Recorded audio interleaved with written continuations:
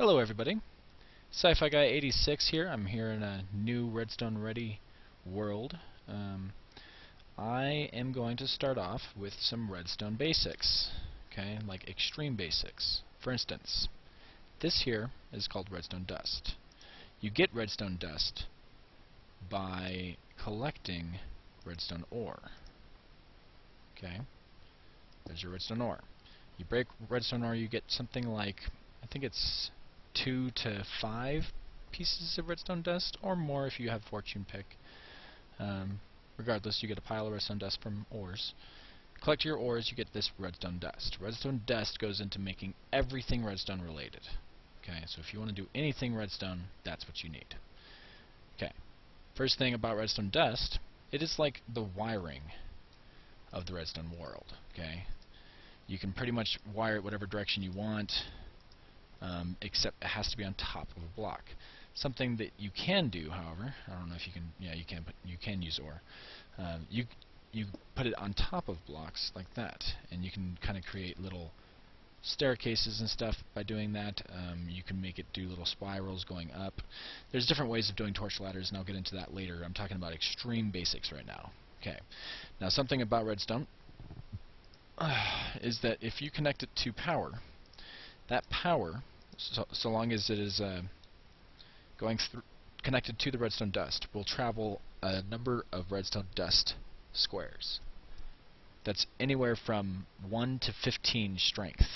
In Minecraft, the strongest pulse you can send is 15, or at least distance it'll travel.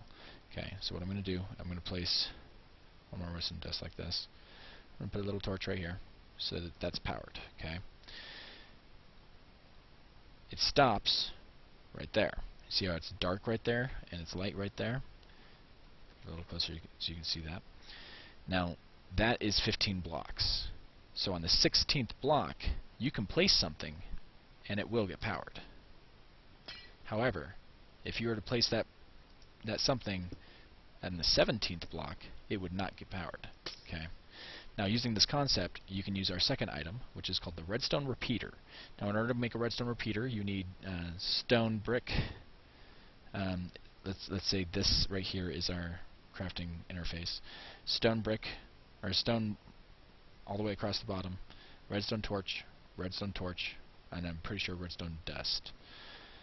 So it's a very quick, easy thing to build. You just need redstone.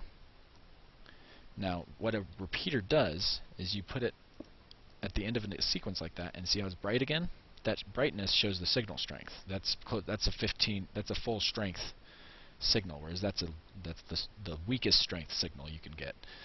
But it makes it strong again. It picks up that weak signal and starts it fresh. So you can now take it another 15 before it runs out of power. Okay, so that's how you get stuff to go across a map. Now, something to know about this: every time you have power go through a repeater, you have an option of how much time it takes to travel through a repeater. I think there are 8 ticks per second, and with 8 ticks per second, each one of these spots on this groove here is 1 tick. So we call that 1 tick, 2 tick, 3 tick, and 4 ticks. So one repeater can do up to 4 ticks, or half a second.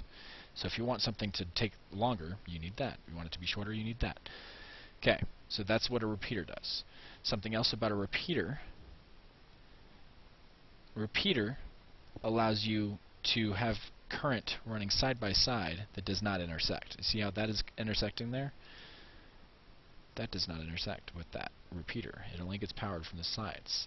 So if you want a bunch of powers running next to each other, like directly next to each other, the only way you can do that is by having either alternating repeaters or having them on separate layers, like having them separated. Okay, so that's repeaters. Now, a torch, as you saw back here, is a power supply. Something about torches: say you have this torch going like this. If you feed a torch power, that is to say this wire has power on it, it is going into this torch, it then turns off. See that? So you can have alternating power with torches. And you could really just continue to alternate it if you want. Just have this power go right up on top of that block. And honestly, that's not even necessary. That is on this one, because of the way the block is placed on the side. But this one, because the dust is going into the base of the block, it is actually powering this block, which then turns this one on. Okay, so because this is off. So you have a double alternator there. Now, using the same theory, you can then stack torches. Now, a basic torch tower is a very simple concept. You could either take a on power and travel it upwards to an off power, or you can travel it up and have it on again up there. Problem is, like I said with this, it takes a tick to travel through the power, like even on off, like the full low setting on that. Every torch you go through costs 1 tick of time. So to travel from here, or travel from here up to there, is going to cost 1, 2 ticks. Unless you send power through that torch, in which case it's going to cost 1, 2, 3 ticks. Over here, if you were to send power from this torch all the way across there, say that torch is a button instead, you have 1, 2, and then you have this as a third tick over here. Now you could have this as 4 ticks, but then that would make it 6. But we have it at 1, so that's 3. Okay? So that's redstone dust, repeaters, redstone ore, redstone torches. Now redstone lamps, you saw very briefly there, all they are is literally a light source. Now what's awesome about redstone lamps, as you can see here, it literally allows, like once you power directly into a redstone lamp, it allows you to power all the blocks around that redstone lamp. Let's see if I can grab this. There we go.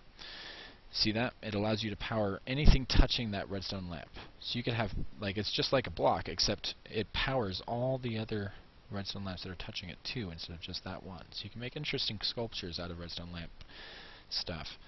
Now, something to keep in mind with this is also how you do pixel displays. Now imagine the power's coming in from the back instead, and this is horizontal. You can have full-on displays, or let's just say that is the back there. See that? How those ones are off, and those ones are off, those ones are on?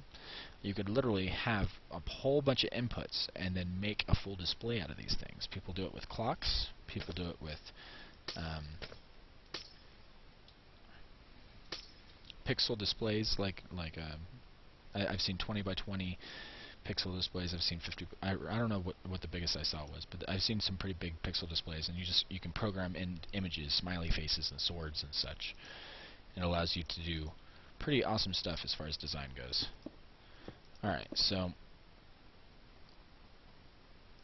that's redstone lamps. Now, a sticky piston is something very different. Now, the sticky piston and the regular piston. Let's look at regular pistons first.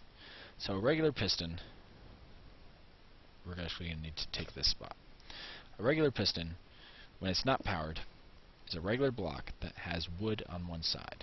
Now that can be placed in any direction, depending on what way you are facing when you place it. Okay, that's very simple concept. Now the importance of this is that if you connect this to power, it activates the piston part of the block.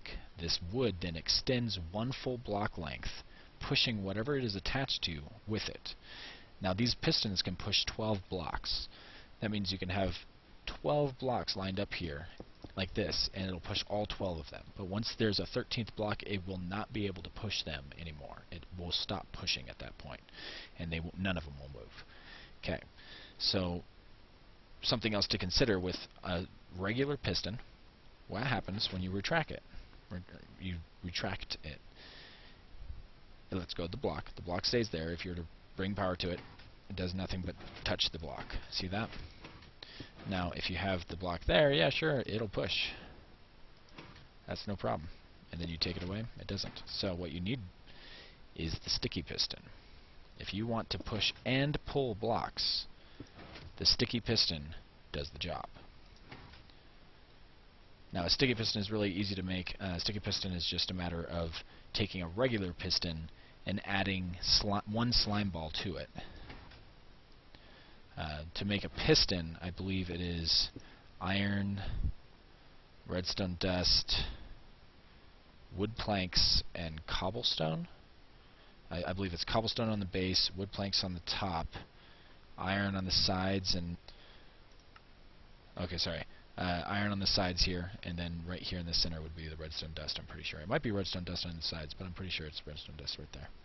But yeah, so you make the piston that way, and then that's how you move blocks. That's how you get the crazy big doors that are piston activated or portcullises. It's a whole bunch of pistons working together to make something awesome.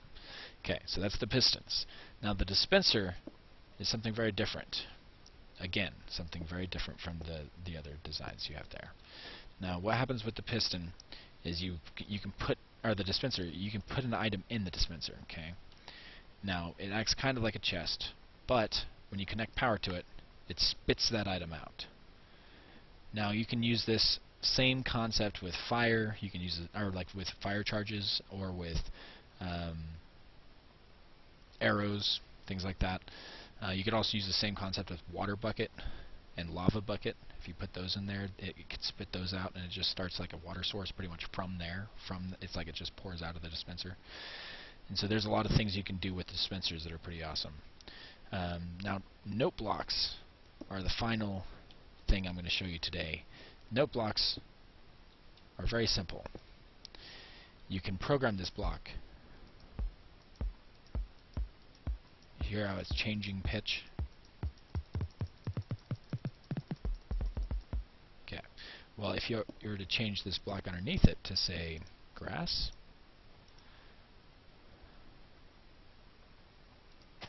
and then you were to hear that. So depending on what block you place underneath it, it changes the pitch and instrument